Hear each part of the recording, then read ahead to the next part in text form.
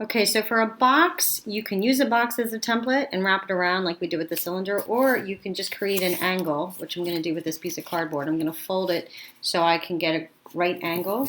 And on my crease, I'm going to stand this up and gently fold this on that crease. Now it is cracking. You don't necessarily want cracking, so I'm just going to kind of pinch that clay in towards itself and then stand it up.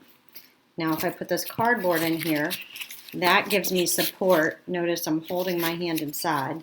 That gives me support now to add some pressure so that if there is any cracking, I can really support with that block. And now my piece is not collapsing or falling apart. So I'm going to pinch to get that corner, maybe hold it out so it's a little bit more 90-degree angle, and stand that up. Now that's going to stand up a little bit on its own, so now I can start to do the same thing over here.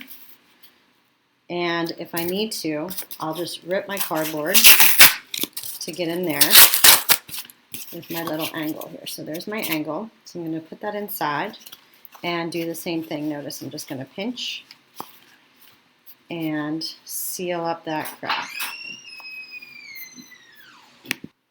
Okay, so just using this little piece of cardboard for all of my corners, I was able to support and add pressure and pinch. Now I have the one edge that I need to score and slip, but I find it easier to sort of bevel it. So let me just grab my knife. Okay, so I put that cardboard back in there for some support. And what I mean by bevel, I mean I'm cutting this end at a 45-degree angle. If it's, oh, I just blocked the video camera. If it's possible for you to see, I'm slicing it at a 45-degree angle as best as I can. And this way it's creating like, what do they call that? Like a miter saw. Anyone that's done wood shop, if I were left-handed, let me try with my left hand. That's going to be, I'm just going to kind of shave that down.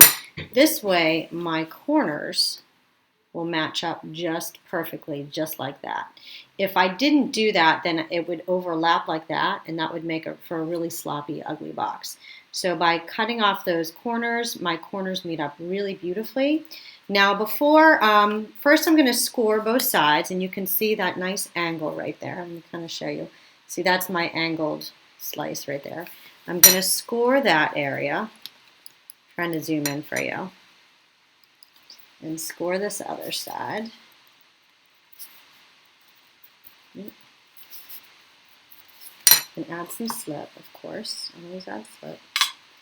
Now, as I meet these, I am going to have to add a coil of clay on the inside. And that's what I was talking about with the cylinder that you could do as well. So I'm adding, while this is supporting over here, maybe I move this to this side here.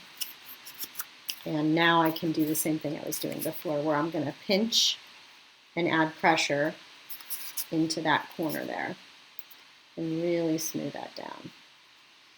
So, and I can flatten this, I can straighten that, but I don't want to do that. I want to bend this at about a 90-degree angle and really add some pressure. Now this clay, the most important part of this is the consistency of the clay.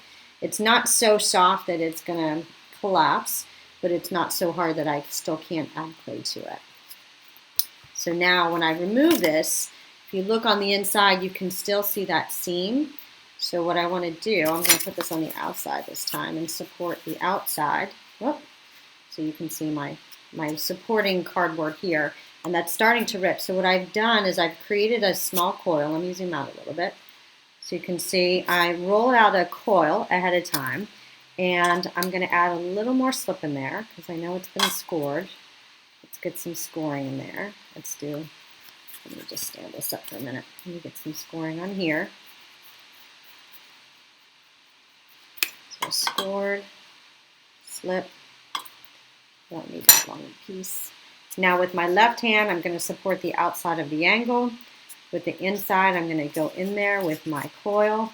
And if your box is really deep, then just use the back of your scoring tool to add pressure. Now, because I'm supporting the outside with this cardboard, let me come back over here, I can really add pressure to make sure that that corner connects.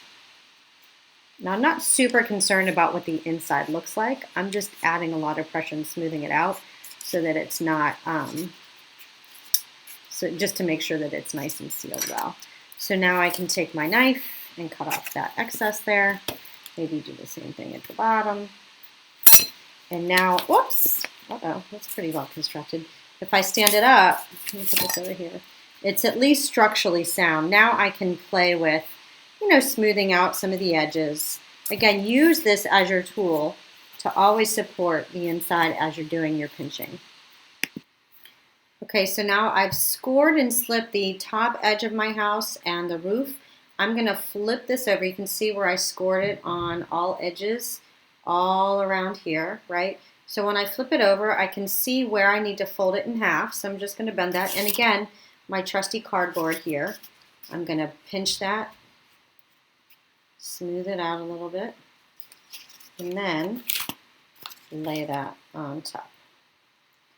So my clay is not very set, so I'm going to wait to add pressure.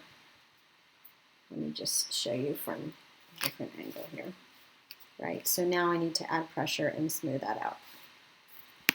Don't forget also, once you get the roof on, to add more slip and maybe even a little bit more clay on the inside to make sure that that seam is really nice and connected.